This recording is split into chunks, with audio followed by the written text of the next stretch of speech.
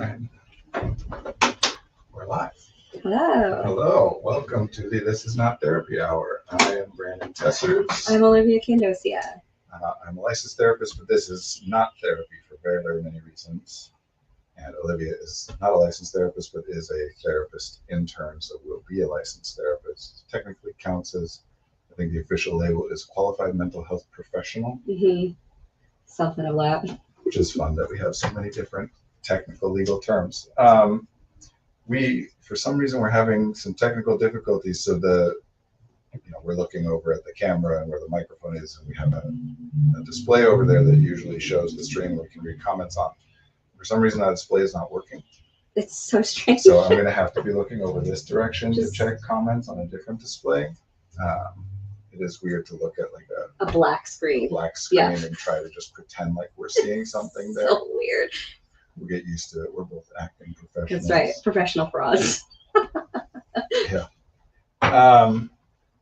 This is not therapy. It is instead just an open conversation. Olivia and I are going to be talking to one another about whatever we're talking about. Mm-hmm. You all who are here, we're doing our best to imagine who might be watching this both live and in the future as a video on demand.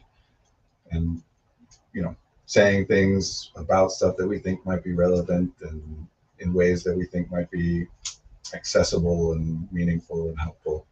But we're just doing our best to guess about that. If you're willing and able to communicate with us in the chat, then we appreciate that because it gives us more information about who you are and helps us to do a better job of making guesses, thinking about what you might be interested in and what we might be communicating. Do we get sound notifications? Because that would be nice. I don't think so. Just have to check it every once in a while.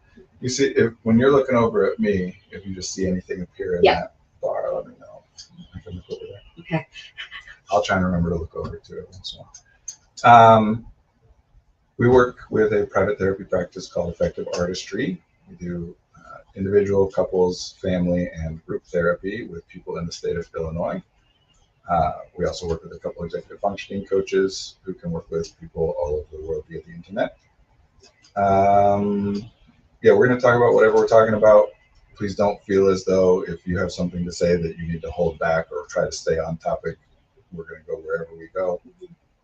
And if what you put out there takes us to a different area or topic, then great. We're here to be talking about stuff that is of interest and relevance to viewers, not just one another. We have plenty of time to talk, just the two of us, if we want to. I just for a moment thought about how I had to scrape off the ice off my car this morning. Yeah. And how, like, after 10 minutes, my arm was hurting. I'm like, this is enough. Like, I'm just going to have to deal with if I can see or not. Or, like, I had to go. And I was like, there's some executive functioning in there, right? And some, sure. I don't know. Just. What do you mean? Just like, this is the limit. This is my capacity right now of, like. Interesting. Do you know spoon theory? The spoons, spoon theory? Like I used all my spoons. Yeah. Yeah. So, spoon theory is great. It comes originally from the world of chronic pain and chronic fatigue illnesses. The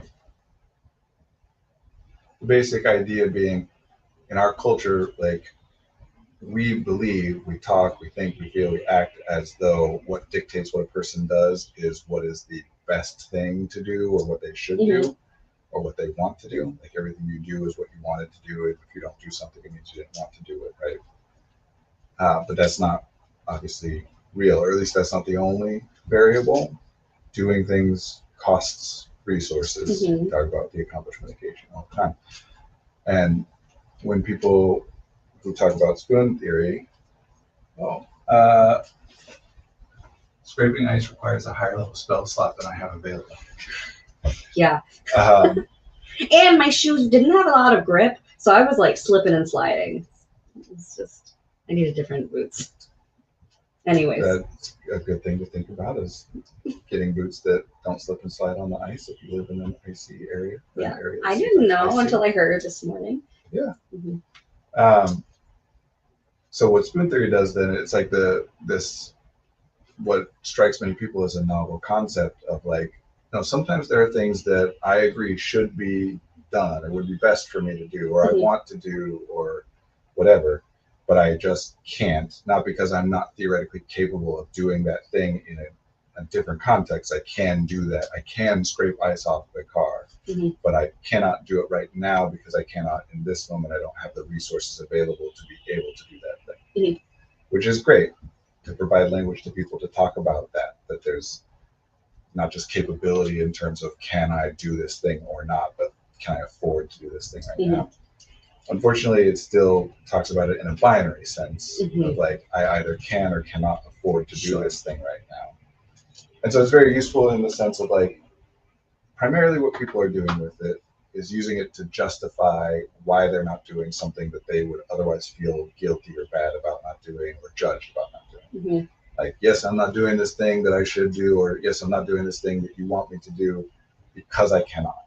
So I'm not choosing it, so I don't have to feel like I'm failing or feel like you're judging me about not wanting to or not caring. I'm talking about this other thing beyond whether I want it. But yeah, it still treats it as binary. And so if we're using it to justify not doing something, we still are pushing ourselves really far and really hard to the point of like, no, I literally cannot do this thing. Now it is justifiable, as opposed to talking about it in a more nuanced way of like, no, I could spend these resources. You could have spent resources scraping off the ice. Absolutely.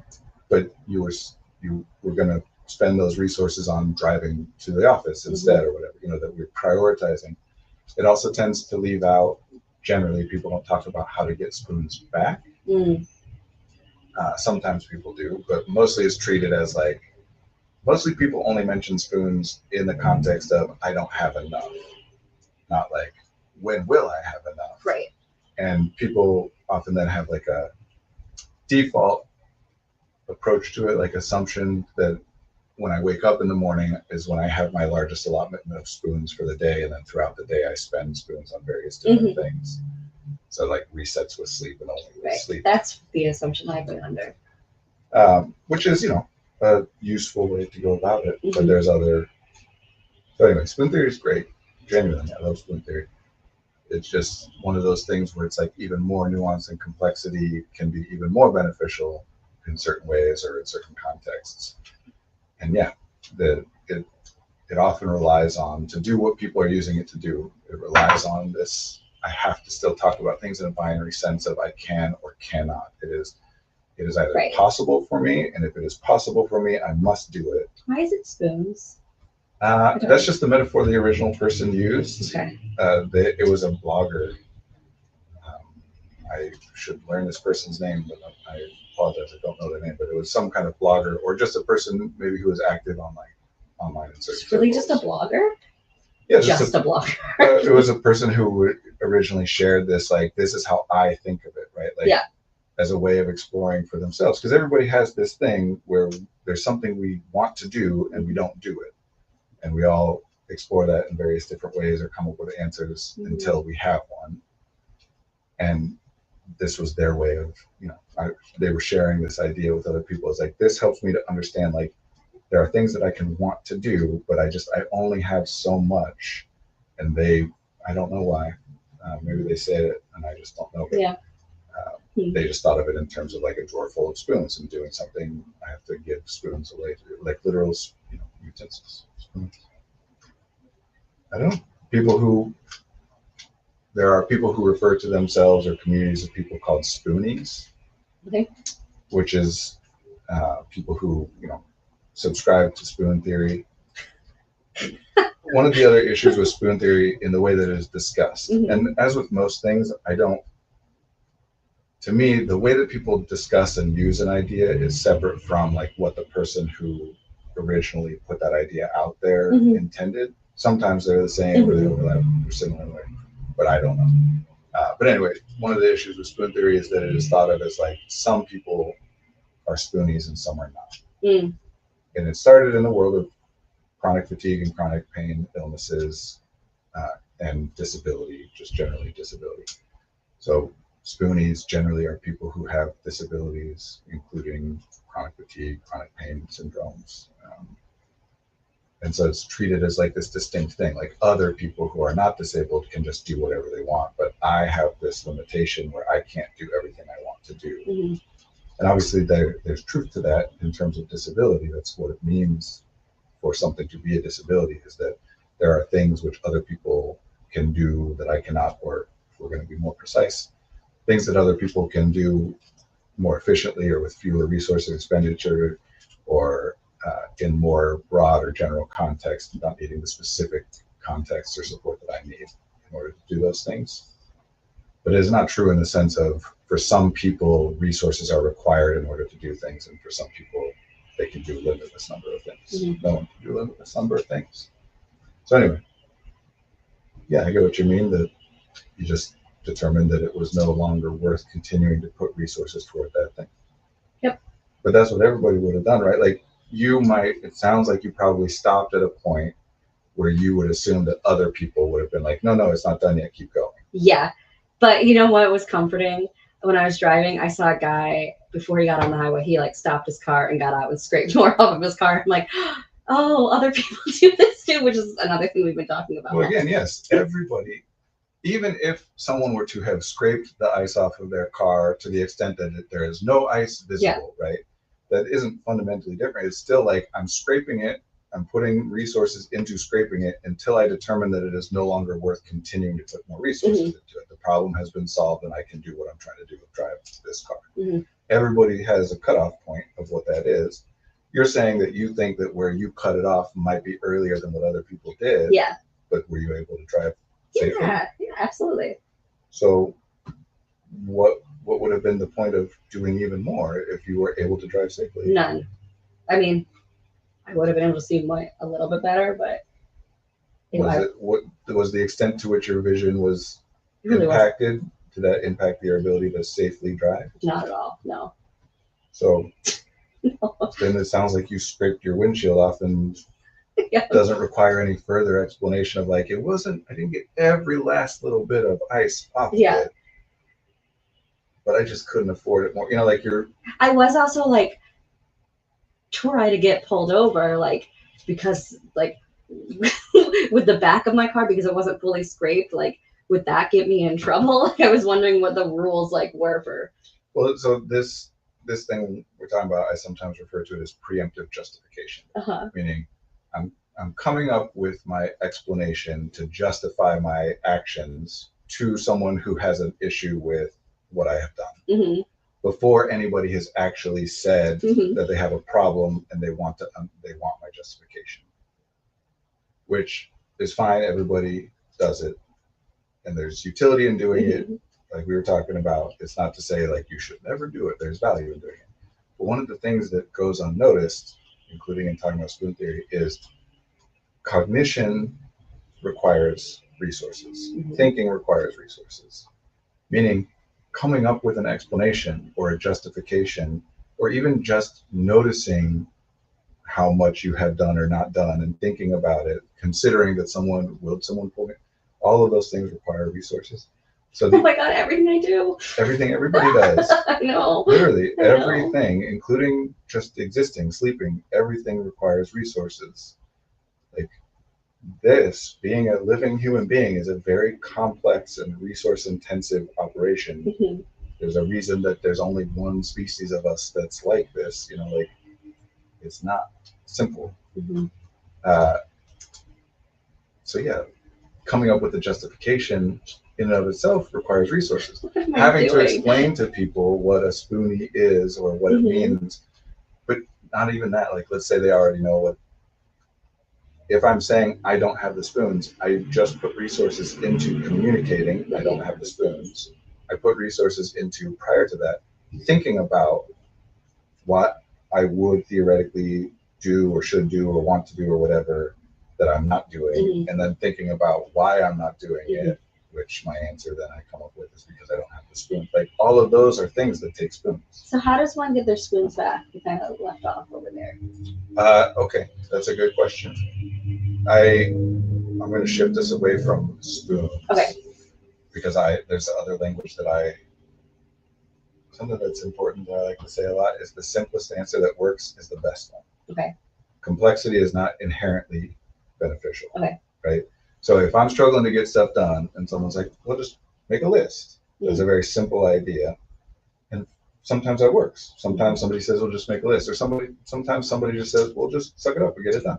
And for whatever reason, that works. And if it does, great, it worked.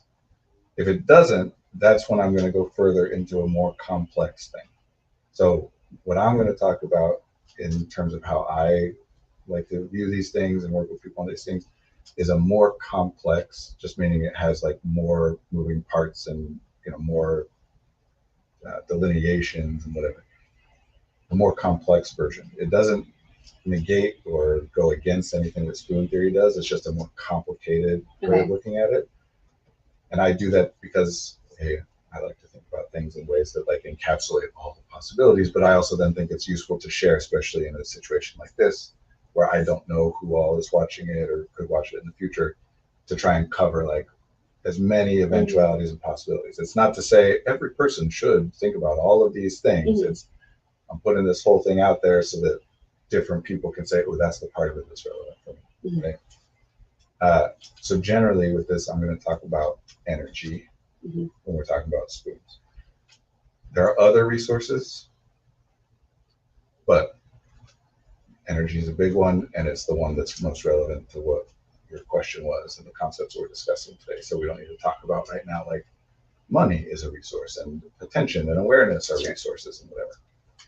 But energy, and here's the thing with energy is we don't know what it is.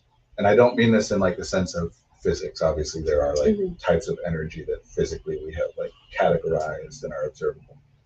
I'm talking about when people are talking about the energy you perceive yourself as having, whatever that is, it correlates to some stuff, whatever. So it's not really, we can't categorically say these are the 5 types of energy that every person has, because we're talking about a complex. That's like saying here are the 8 emotions that every person feels. Like the language you use for it dictates how you perceive it. Yeah. So what I can say confidently is that everybody knows that there's at least 2 different things, at minimum, at least 2 different things that we're referring to when we say energy. Because everybody has had experiences where I'm feeling lower energy or whatever, and then I do something, and then afterwards I feel higher energy in one way, but in a different way I feel lower energy. Like working out is a common example of this, where people are like, yeah, I work out and it really gets me energized. Obviously, we know that like in terms of my muscles' ability to move and lift weights or whatever, that has diminished after a workout, but in a different way, in whatever way you want to define it, you know, like excitement for the day or feeling of accomplishment or like I can get stuff done or whatever, I'm more energized. So it's more than one thing. What exactly it is, it's really just up to an individual to like explore, and there are processes that I work with people on to explore and develop their own individual, like how many categories am I going to break it down? We don't need to get into all that, we can if you want. But then how do we restore energy? Each of those things is different. That's why I'm introducing the concept, because you're asking like, how do we get energy back? Depends on what kind of energy we're talking about. Sure.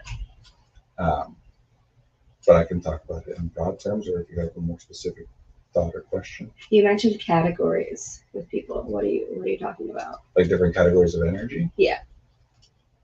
So as a default, I will often start with 4 with people. What I call, and again, this is not like these are the 4 categories of energy. This is just, to me, a good broad, like if I don't have more specific information, I can default to saying, I think it will be useful to someone to use these 4 categories. What I call physical, cognitive, social, emotional, and then global. These are the 4 categories that global? The way that each person, the way I help people to like observe. So talking about this is because if we get language about things, then we notice those things, right? If all I know is the word flower, when I see a garden, I just see a bunch of flowers. But if I learn the name for each specific flower in a way that connects to actual meaning, then when I see a garden, I see like, oh, there's the chrysanthemums and there's the daisies and I don't know what all, right? So same here. If I have 4 different words for 4 different types of energy, then when I'm paying attention to how I'm feeling and whether I feel like I'm up to something or can afford to do something or not, I can pay attention to it in 4 different ways. So that's all that matters. Great. Okay. And the way I help people to like, the way I communicate these things is to ask 4 different questions. That's not what these things are, but these are the 4 questions that help a person to notice, like, this is where my physical energy is at, or whatever. And for physical, cognitive, and social emotional, it's the same question, just with a different thing, which is, if I had to do something that is very draining in this way, right?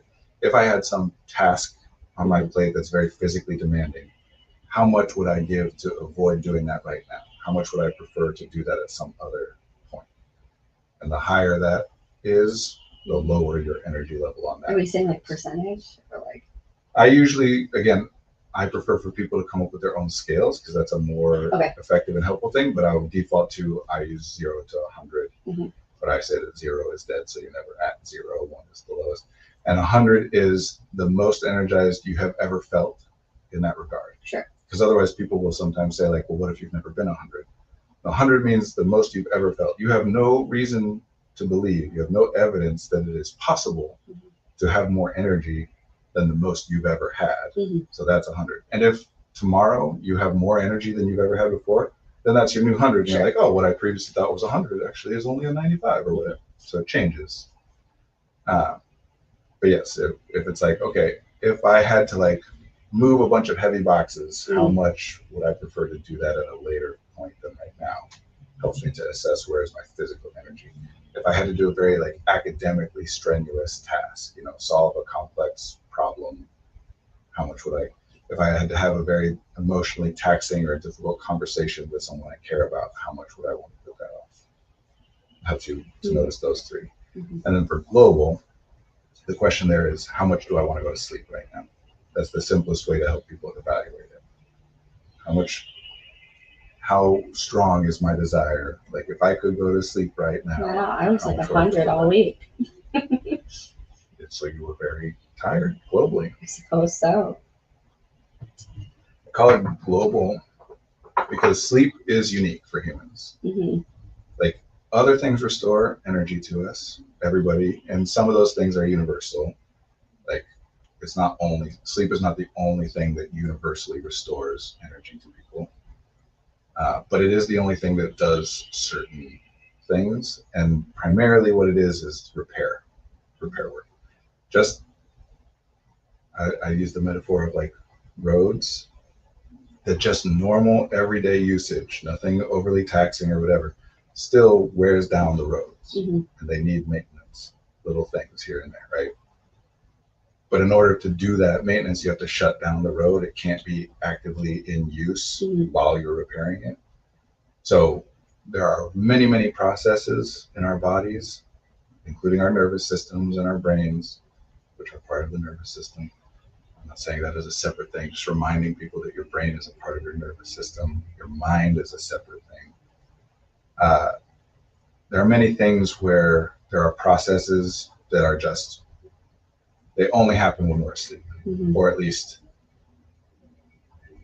there are some processes that only happen when we're asleep. There are some that pretty much only happen when we're asleep. And all of this stuff is like, or most efficiently happen when we're asleep. All this is the result of, there are some things that are just more efficient to do when the system isn't in use. And since we have a certain period of the day, every day, for the most part, where none of our systems, not none, but where a lot of our systems aren't in use, anything that's more efficiently done then, we've evolved in such a way that that's when those processes happen. Encoding things into long-term memory happens while we're asleep, for example. There are ways to mimic some of that or get some pieces of it, but sleep is the only thing that does it all at the same time. Like there are things you can do to get some of the cognitive benefits and restorative and repair processes without actually going to sleep, but those that won't, you can't do the same physical repair and restoration that you would do when you're asleep. Does that make sense? It does. What are those things? What can you do to cognitively repair and restore? Yeah. I think the language that I've encountered that I think is the best way to describe this, public context, like meaning in a way that's most accessible or useful to the most people, is something that's termed non-sleep deep rest. Non-sleep deep rest. So sleep is fascinating. We could talk for a long time just about sleep, but I'll say quickly that we don't actually know why humans sleep, or anything for that matters. We know at this point what happens when we're asleep and what would happen if we didn't sleep. Humans would die if they didn't sleep because of various things. Are bears actually sleeping when they're hibernating? No. Well, I guess it depends kind of on what you mean by sleep. Okay. And also they do different things. Okay. But yes, no, hibernation is not actually, it's not a one-to-one correlation with what humans think of as sleep. That there's no consciousness or movement or, other than minor shifts for comfort or whatever. It's more like, in different species, I'm sure are different. I'm not an expert enough on this. I don't know enough to say, but it's more like everything slows down, like a lot.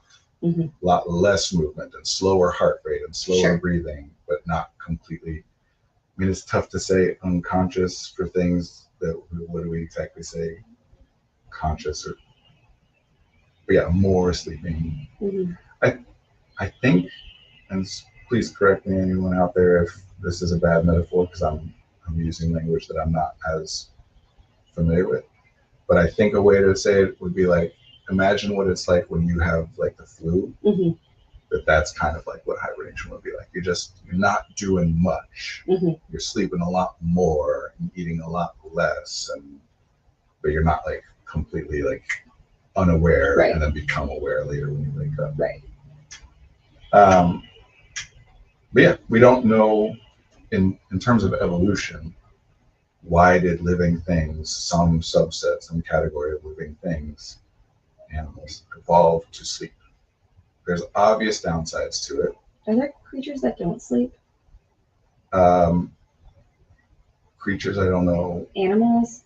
So like plants don't sleep. Okay, yeah. And I believe, but I could be wrong, I'm not actually sure. I think that there are certain kinds of like a jellyfish? Well, no, like single cell organisms. Sure. And probably some invertebrates. I don't know. I would guess. I don't know if things like a jellyfish sleep or not. I don't know how we would even define it for some things. Like Portuguese man of war that doesn't have locomotion, it just like floats. I don't know how we would decide whether that's a sleep or not. Right. There might be something like, I don't know. Interesting. But yeah, we don't know. We can see the downsides, but we can only speculate about the upsides. There's a lot of animals that sleep weird, well, that's for sure. Humans sleep pretty weird, actually. What do you mean weird? Just that it is a much more complicated process than people. Anything that we do all the time. Dolphins sleep weird. Oh. Yeah, I don't know about that one. I don't either. I'm curious what that means. We don't think of sleep as weird because we have done it our entire lives, and everybody does it all the time. And like we talk about a lot, humans don't need to actually understand something in order to be able to utilize it or in order to benefit from it or in order to do it. And we don't understand sleep at all on an individual person-to-person level, but even collectively, like I'm saying, we can only theorize about what is the evolutionary advantage of sleep. Only half of their brains sleep at a time. See, like that right there is So, for example, we talk about the phases of sleep, right? Phase 1 through 4, and then REM sleep. The reason that we can categorize those as different phases is because the body, and in particular the brain, is behaving differently in those different phases. We don't know why we have those different phases, and we don't know what happens specifically. Like if you were to get less REM sleep as a proportion of overall sleep, we don't know what specifically that would do in the mechanical sense, right? Like we can observe what happens to a person, like compare people, right? Like this person gets less REM sleep than this person, and then draw trends and say we think it might impact this, but we couldn't say why it impacts that. And we can't even confidently say that that's exactly the case because each person is different in a million other various ways. You know what freaks me out? When I'm awake, but I'm starting to snore, but I can't hear my snore, and the person next to me can. Yeah. That's eerie to me. Yeah, sleep is one of those things It's so weird. where when you think about it enough, Uh-huh. hi. You just say hi. Well, from what I understand, they never actually lose consciousness. See, that's interesting to me for Variety. Sleep is one of those things that when you point it out, kind of like just cognition or communication or whatever, it's really weird and it can really freak people out because we never think about it. Mm-hmm. But like we all the time will say things like my body this, my body that, my leg, my arm, right? We understand that our body is us or a part of us, or the thing that is me is constituted of in part my body. But we don't actually think of it that way. Yeah. We think of it as like something that belongs to us or impacts us because the us, the me that each person is referring to is like our consciousness. Mm-hmm. So when you're asleep and you're not conscious, your body is still in existence, obviously. I hate it. But like you, the I, is not. Is this live and can you all answer my question, or is it pre-recorded? This is live and we'll do our best to respond to any questions that you have. It will also be available later for people to watch, but we are live right now. So yeah, like you, me, I, whatever, just cease to exist. Yep. Every night. Yep. And we just trust that our body will reconstitute us or wake us up or however you want to describe it, even though we know that someday theoretically that won't happen. Someday you'll go to sleep and not wake up. Yeah. But every day we go to sleep just trusting and seeing that we don't respond to going to sleep as though it is a potentially fatal activity, right? Right. Unless you're an anxious 7-year-old like I was. Well, you might think about it at certain points, but then you still end up falling asleep. Yeah.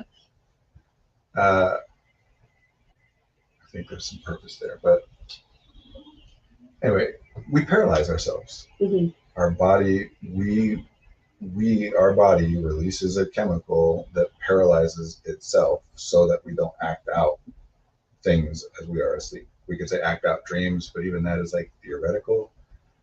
Dreams are not observable. But then sleepwalking. What about it? What about it? That's moving and doing things.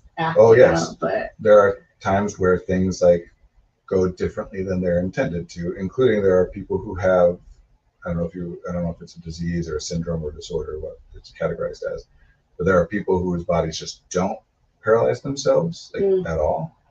And they will, if you don't take precautions, like they will just move and do things throughout the night. Mm-hmm. There's a famous, or at least somewhat famous comedian who has that condition. Mm-hmm.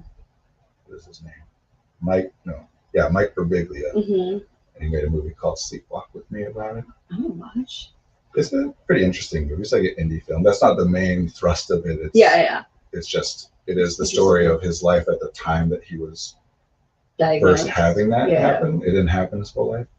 And then the event that like finally made it so he went to the doctor and whatever was, he was on the road and jumped through a window on the second story out of his hotel room and like cut himself jumping through that window and whatever.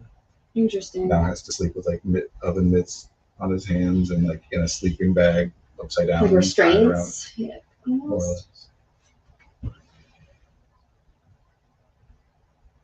Do you think knee surgery will affect my winter arc, or do you think mewing with low taper fade look max me to a sigma? I wish I could understand what all of that meant, but I don't. I recognize many of those words. Am I reading it? Mewing with low taper fade look max me to a sigma. Yeah, I'm sorry. I don't know.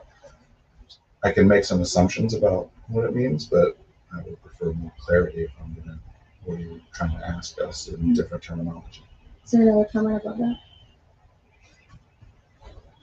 We face the transporter problem every night. Yeah, the transporter problem is a philosophical problem of, in Star Trek, the transporter works by of course disassembling you and then reading the molecular and atomic structure, and then using on the other end atoms that already exist over Oh, there yeah. to put you back in. We've talked about this, and then I say Mike TV, and you go, yeah, sure. Yeah. Yeah. And so then the transporter problem is a theory, a thought experiment of like, is that still you? It's kind of like the ship of Argos. But yeah, how do you know that the consciousness that wakes up in the morning is the same as the consciousness that went to sleep the night before? And ultimately, it doesn't matter because it's what you've been doing and what every human's been doing every single day. So whatever it is what it is. But you think about it that way, and all of a sudden it can get kind of weird and creepy out and whatever. So it's also sleep for humans is like many different things in many different systems have to happen in a pretty specific order and relationship to one another in order for it to work. It's very complicated. I couldn't tell you all the details, but if things go out of order at all, some of which is like very normal stuff, like the jerking, like as you're falling asleep, you're dreaming or thinking about something where you fall or whatever, and you jerk your body awake because it's not quite fully paralyzed. That's a wild experience. Sleep paralysis, where you become conscious, but your body is still paralyzed as though it is asleep. Anyway, evolutionarily, we don't know why we do it, but we do it. Everything does it. One of the sayings that I like about it is if living organisms spend a third of their lives completely vulnerable to environmental dangers, something important must be happening during that time. And because we do it, there's all kinds of processes that are then loaded into that time. And that's how we're structured now. We can't do those things without sleeping. We will die if we don't sleep. But they theoretically could have happened even while awake. So it's all theories about why sleeping has been whatever. Okay, so how do we get each energy spoon back? So there are certain things where sleep and time are that we can just kind of, what's really happening is we damage systems as we use them, and they need to be repaired. And certain repairs really only happen when that system isn't being used. And so there are different ways to rest that, like that's why we put a broken arm in a sling to prevent it from being used so that it can be repaired more efficiently. So there are some things where for each individual person, all you need to know about it is like sleep and or time. There are processes that are happening, but those processes for you just take place during sleep and or overtime. Things get repaired, damage gets repaired, especially when we overuse systems to the point of strain, and especially even further than that to the point of like injury or damage, which, by the way, yes, obviously happens with the nervous system, including the brain, just as much as it does with any other system. The skeletal muscular system is not the only one that can experience injury or damage or strain. That's so funny because that's all I was thinking. I'm like, have you ever broken a bone? But like, there's so much more. That's all anybody generally thinks about, which is why I'll use a lot of metaphors relating to physical things. Yeah. Because, for example, burnout, which people are already not talking about as much as they were a couple years ago. Again, a word and a concept that can refer to many, many different things. But one version of what that is referring to, or one version of what that means, is cognitive injury, right? That you have pushed yourself too far or damaged yourself in such a way that your system is not functioning the way that it used to function. And until it is repaired, healed, you can't really do anything about that. There's no way to just force yourself with willpower. That's the whole problem. I'm sorry, I can't come to work today. I sprained my brain. Yeah, well, everybody does that, actually. First of all, we do actually call in. I once called in as a young man after a breakup, called in sick. Like, people do call in for days where it's just like, I just can't focus or whatever.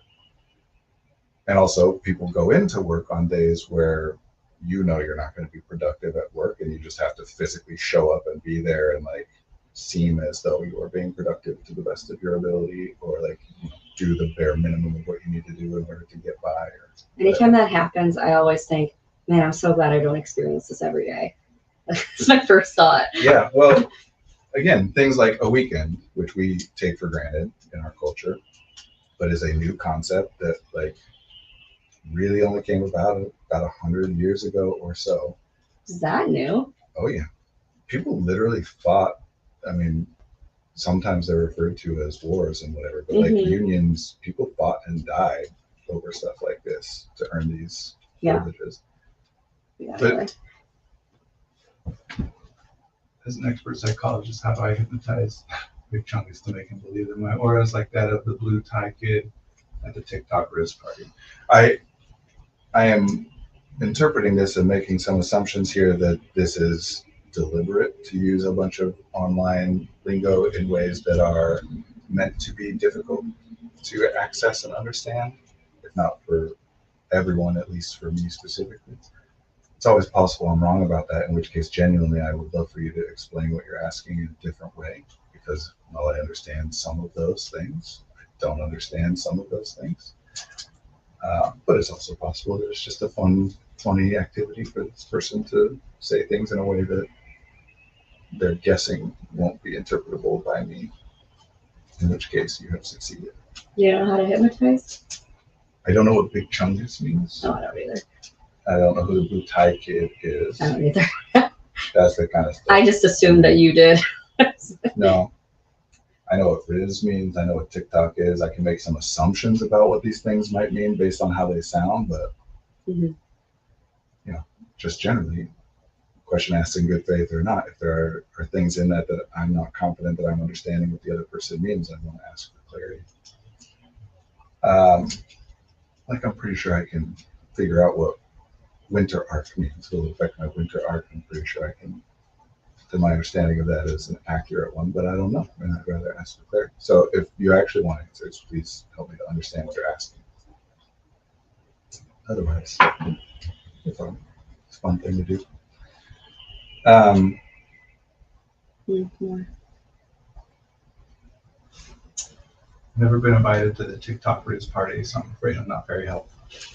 That is definitely true of me too. Afraid of not what? I'm afraid I'm not very helpful. Helpful. Okay, so energy. Mhm. We're talking about two different things when we talk about energy, not just in the sense of categorizing it differently, Okay. but one is about our perception, Mhm. right? Like how much energy do I have in the sense of like I am feeling energized or high energy or low energy, which is separate from what we're talking about when we were talking about like the physical reality of what energy you have access to. Because all of us, for very understandable and important like evolutionary reasons, biological reasons, will feel like I have no energy long before we actually literally run out of energy and die. Mhm. It would be pretty unhelpful for us to only feel like we should rest when we're on the verge of dying. I am really glad I don't have like a visual stats of my energy and health level, because that would be so scary to actually see like the little blood spurting out. Well, so that's kind of the thing. I use the metaphor of like using your bank's app to check your account balance. How much money is in the account is a separate thing from what the app is reporting to you is in the account. Presumably, usually, like generally, that's an accurate report. But theoretically, a glitch could happen or whatever, and the app could report to you that there's 10 times as much money as actually is in the account by their reckoning, or vice versa, that there's much less than there actually is. But perception, including like emotions, the things that we feel, that's our app. That's our way of checking in with what's going on.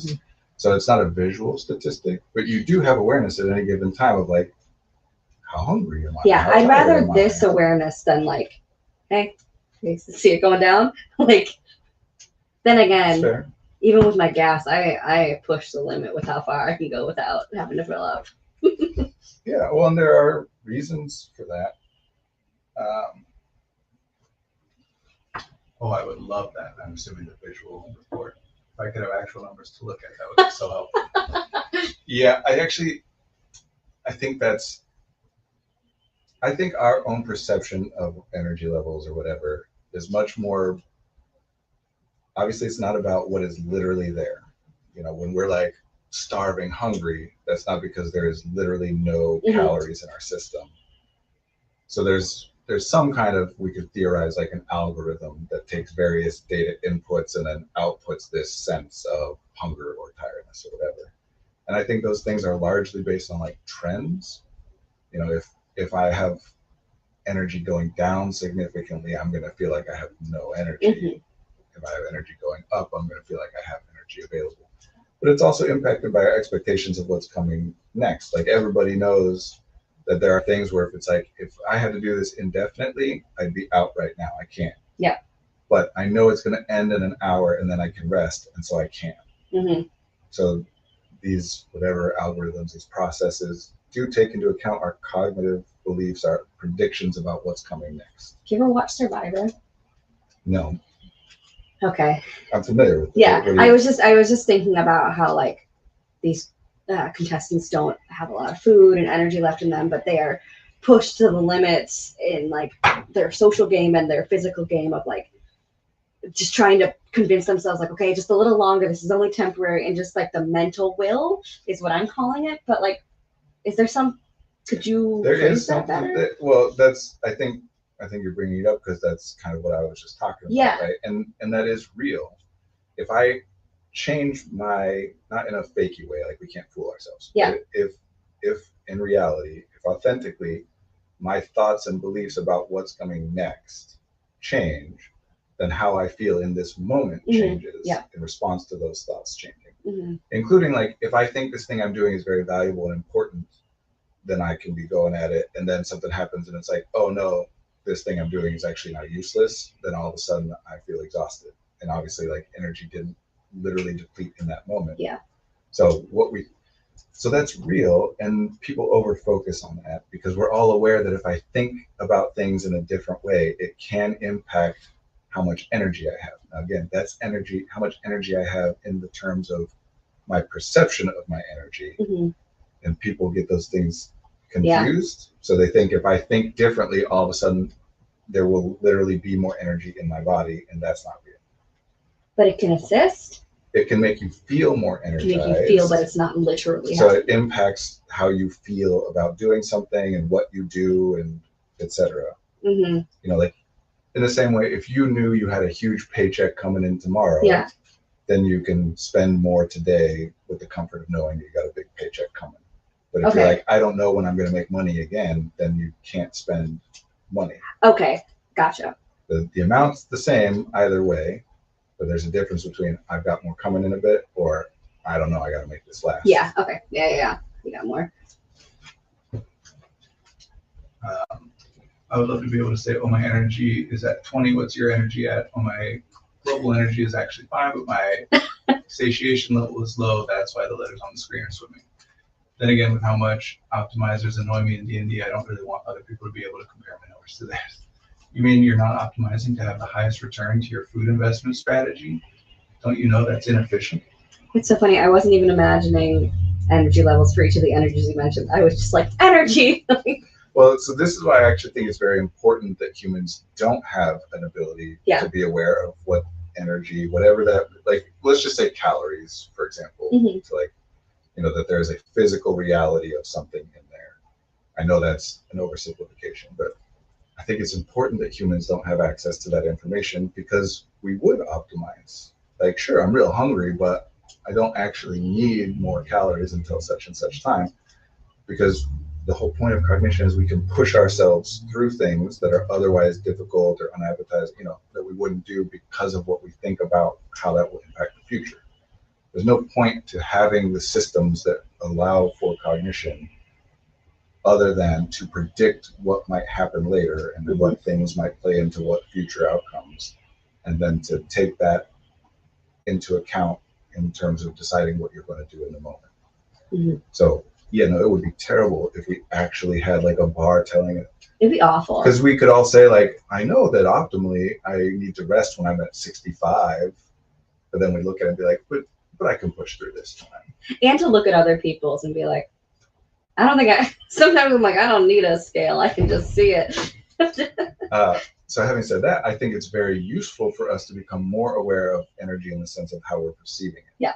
And that's the point of this structure, is like giving this language in a scale of 0 to 100 and whatever, is so that I can then say, like, where is my physical energy level? Like, I'm feeling tired. Is that a physical thing? Is that a cognitive Yeah. thing? You know, and then we can start to experiment with and make connections between, like, you know, because that's, I'll get to a different way of saying We got lots of some stuff emojis. in a minute. Give me a stats window upgrade. I just want to hack into my numbers so I can see what's wrong. And that's the key, right? We believe that if something is unpleasant, it is an indication that something is wrong. That if we are tired, that's a sign something is wrong. That if we're in pain, if we're sad, if we're angry, if we're lonely, something is wrong. In a sense, that is accurate, meaning that those senses, those perceptions, those feelings, those emotions are signals to us that something is happening that, to the best of our body's ability to determine, is detrimental or is likely to lead to something that is detrimental. So those signals call our attention to those things. The problem is that more and more in our culture, people are interpreting those signals as an indication that the thing which is wrong is me and the fact that I'm generating those signals. Not, yeah, I'm sad because this thing is happening that's a problem and I am sad in response to it. But I am sad. What's wrong with me? Why am I feeling sad? I should never feel sad. Sadness is a bad thing to feel. There's a difference between what is unpleasant and what is beneficial. Not to say that the opposite, which people also believe is true, that the more pleasant a thing is, the worse it is, and the more unpleasant a thing is, the more beneficial it is. That's definitely not the case. It's just that they're separate things. The problem is the signals are useless if my body and I don't speak the same language. Yeah, well, and that's the point of developing this language, right? Like, I'll make the point, people say I'm bad at time management. And I will sometimes make the point, time is not a resource. It is not a thing that you can manage. You cannot save it up or expend it at a faster rate.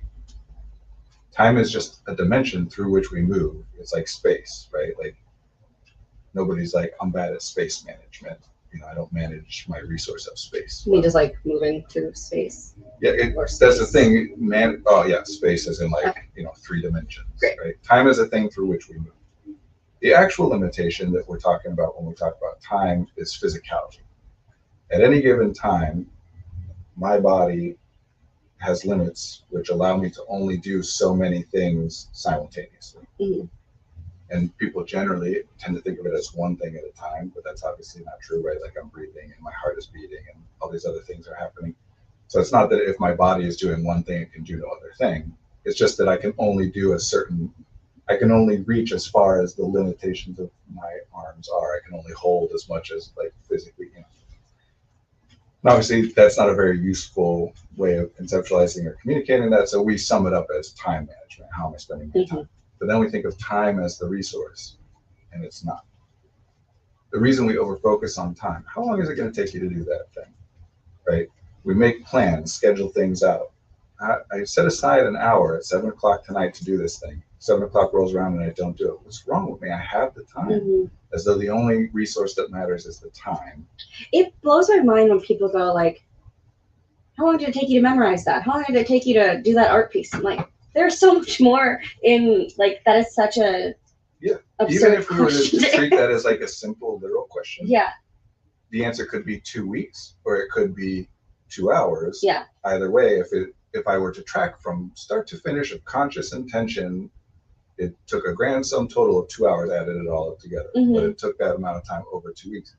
And I could say it took me a couple of weeks or it took me a couple of hours, and either way, it's an accurate answer. Yeah. The reason that we overfocus on time is because it's so easy to track and communicate. If I say an hour, you and I can be very confident that if I say 1 hour, that you are thinking the same thing I'm thinking. Right.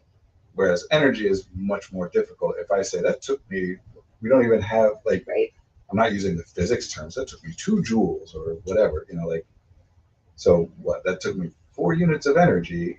Even if I were to do that I have no confidence that that means the same thing to you as it does to me.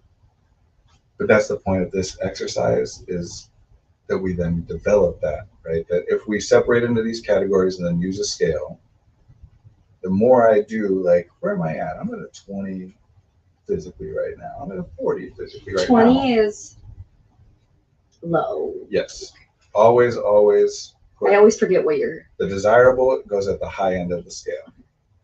And with many scales, not in this particular, but with many scales, I want there to be a positive set of numbers, a 0, and a negative set of numbers that have, like -10 up to +10. Mm. This one, we don't need that. That's for other That's 100. things because we don't get the negative energy stuff. I am pretty bad at, oh wait, we just need to convert the signals into a stats window to translate. I'm pretty bad at space management. I need to better optimize the storage capacity of my apartment. So that's what this is. That's what language is. I know you're joking about like hacking and, putting into place things that will translate, but that is what language is. That if you start doing this thing of checking in, just where's my cognitive energy on a scale of 0 to 100, as time goes on, the more that you do that, the more that you will feel confident when you check in, like, oh, I'm at a 20. When you first do it, you're like, I don't know, 40 or whatever. But like as time goes on, those numbers and those words will become more meaningful for you, and you will notice those things more and more frequently with less and less effort, just like anything else.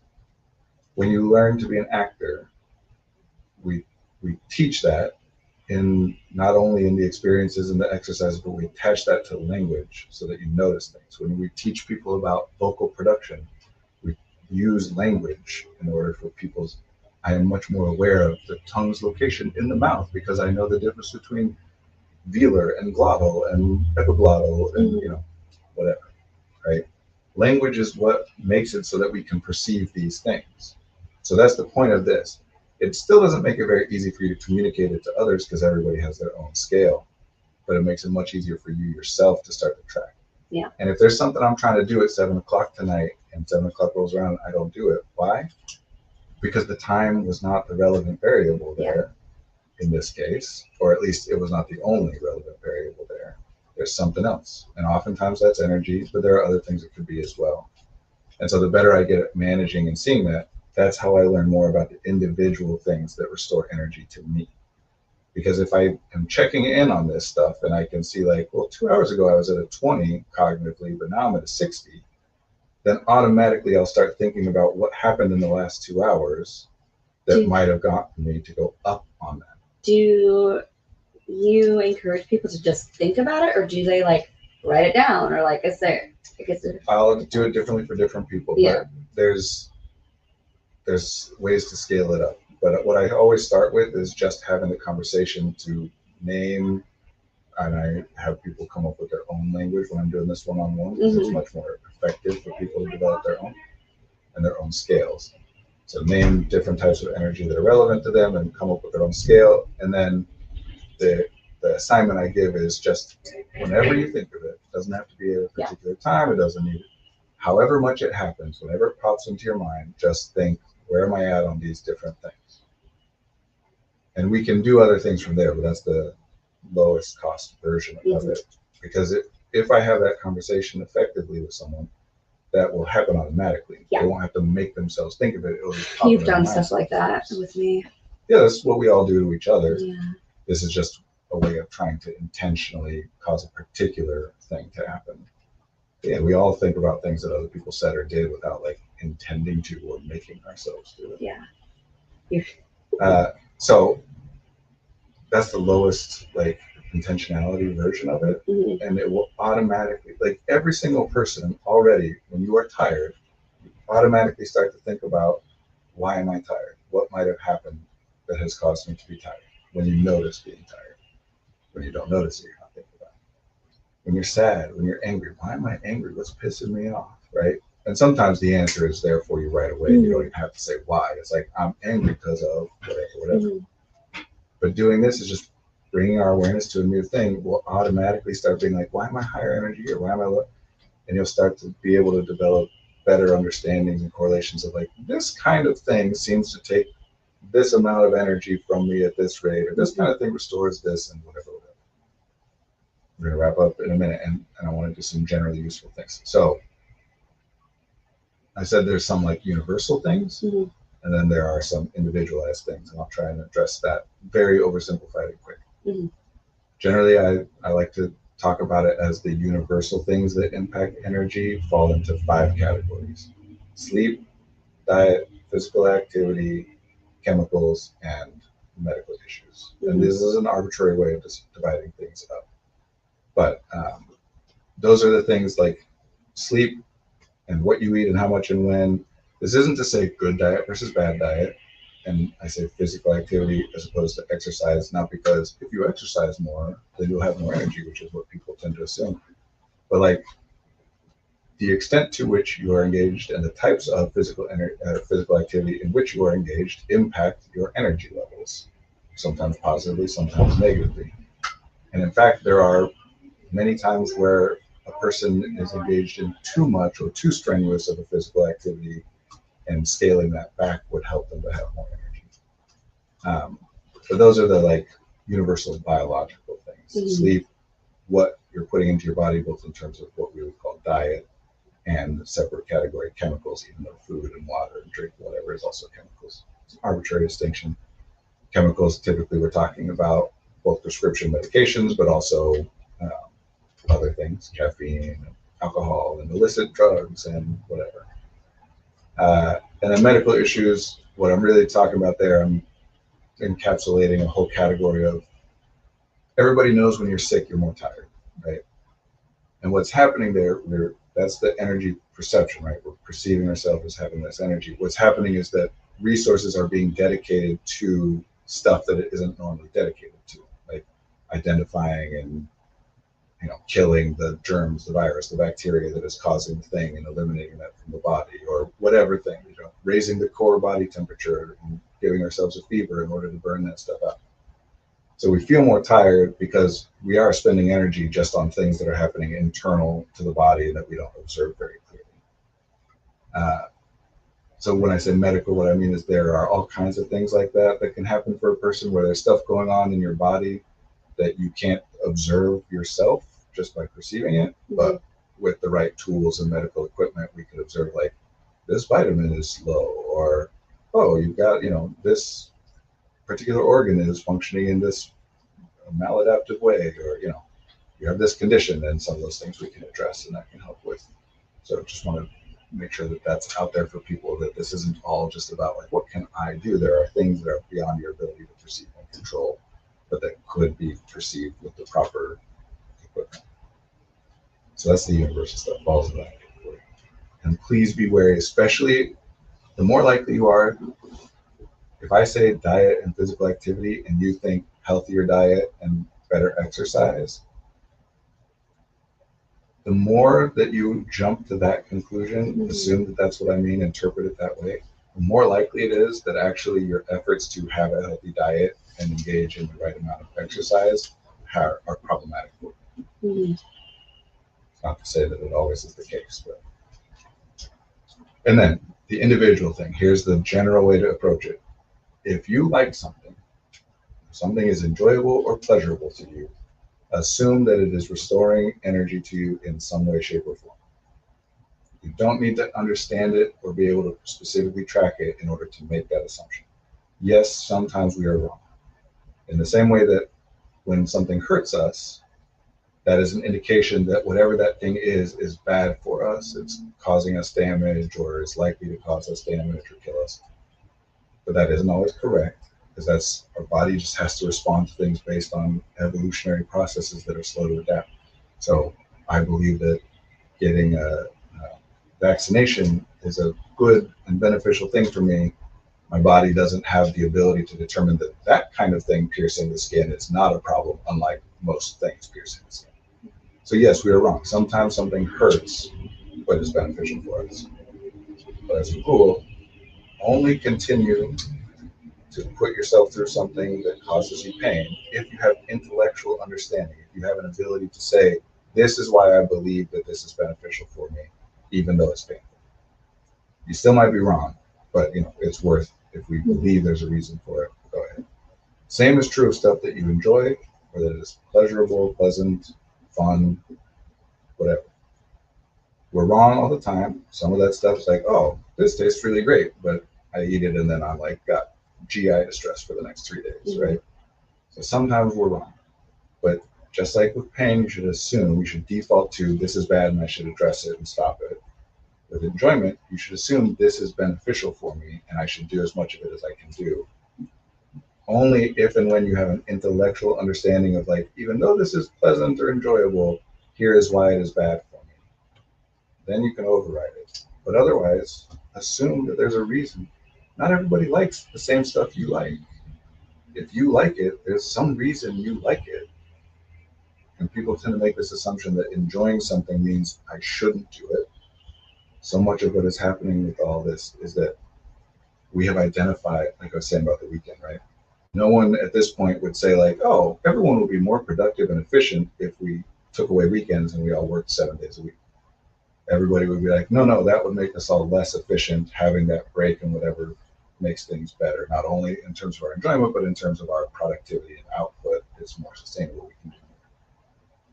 But we're all just going to assume that that's the best balance ever, that like in the future we won't realize that, you know what, actually it's really that we should be working for about 7 hours a week instead of 40 or whatever.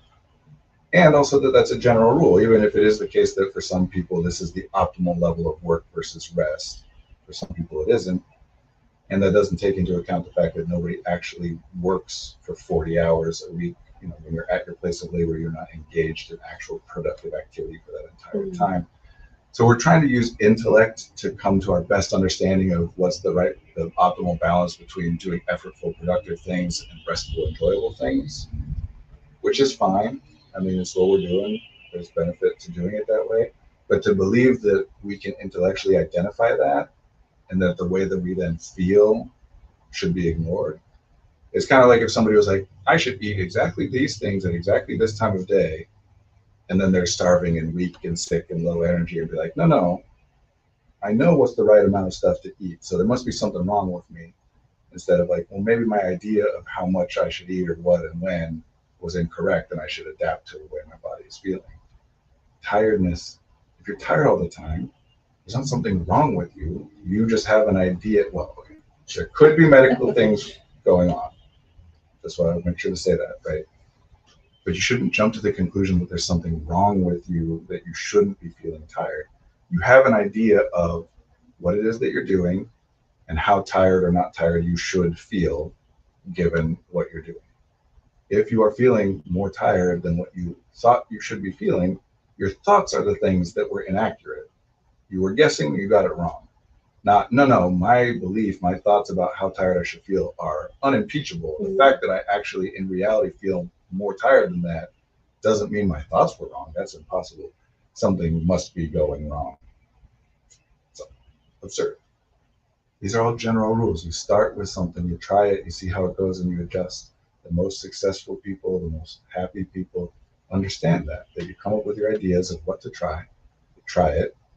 Based on the information you get, including your own feelings, you adjust. If you think something will make you happy, and then you do it and it makes you miserable, you adjust. Not like, no, this will definitely make me happy as long as I keep doing it. So those 5 universal things. And then the other thing, if something is enjoyable, it's giving you back some kind of energy in some way. That's enjoyment, feeling excited, elated, euphoric, whatever, and feeling energized go hand in hand. There are different ways to talk about the same thing. So you experiment with that stuff, and you, yes, using this language and observing things this way, you can get to a point where you start to plan out your day or your week or your month or whatever in terms of, okay, I'm going to do this thing that takes a lot of this kind of energy, but not so much of this. Then I'll do this thing which restores this kind of energy, but takes this kind of energy, because that's what we're doing with trade. You know, like we use physical energy to do a thing that restores cognitive energy or whatever. A lot more nuance and complexity, but we're over time. What are you thinking about all this? My brain hurts. Looking like, oh my gosh, if Brandon says any more, my brain's gonna fall out. Fair enough. Sorry, there were a few comments that we missed. That assignment would require 3 separate castings of a 6th level spell slot. I don't know, I feel like my body has a Temerian language. I'm far away from things, so I might be misreading something. Based entirely off of cultural references I don't have access to. Isn't that right? Temerian? I don't know what that means. There's something wrong with me, and that thing is I'm getting 5 hours of sleep a night. Yeah, I mean, as a parent, there were years where I'm getting like 6 hours of sleep on average, and that's interrupted by 2 to 3 different wake ups of 20 minutes to an hour long. And yeah, that's some pretty rough times, you know, like not just in the sense of, oh, I want to sleep. That's not the only way that not getting proper sleep impacts us, is by increasing our desire for sleep, which we could also call tiredness. Functions take place during that time. It impacts you, your health, the way you think, your mood, everything. Right? There, Temerian is that one language in Star Trek that is entirely allegories. The ship couldn't translate it. Oh, that's interesting. No, talk about that, but we should wrap up. It's good to be with you all. I will not be here next week, so I don't think the stream is going to happen next week. It's possible there will be a surprise and somebody else will run it for a week. But just plan as though the stream is canceled for next week, and then we'll resume the following Monday at its normal place and time. Thanks, Olivia. Thank you all. Thanks, guys.